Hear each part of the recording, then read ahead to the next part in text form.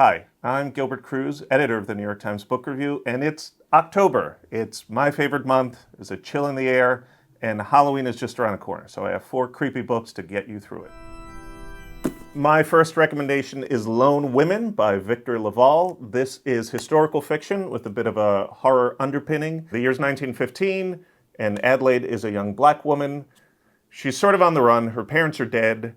She's headed to Montana where she hopes to sort of get a plot of land that she could work, and she is bringing with her a giant chest.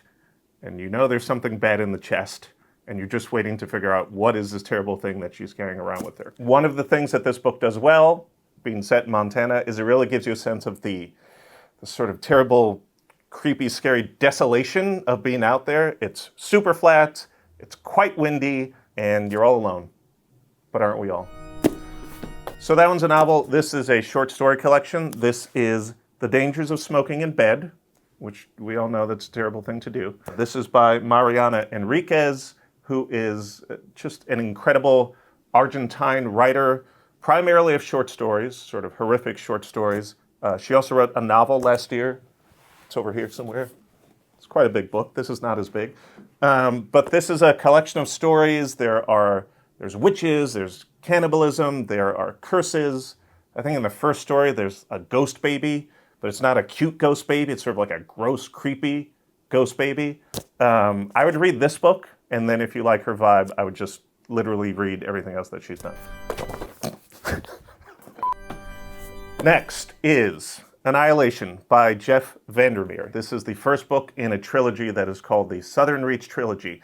This is not horror, it's science fiction, but it has a real creepy undertone, which is why I'm including it in this list. Basically, there's this area down in Florida, it's called Area X, and decades before, it cut itself off from the world, but inside, nature has taken over, and this government agency called the Southern Reach sends expedition after expedition inside to try to figure out what's going on.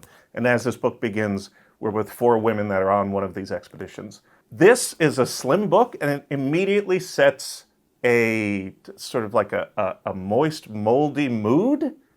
It's not a great word, moist, but there's one scene early on where everyone goes down into a tunnel in the ground, and you start to feel like the tunnel is alive, like it's breathing around you. I first read this 10 years ago, and it has been stuck in my mind ever since.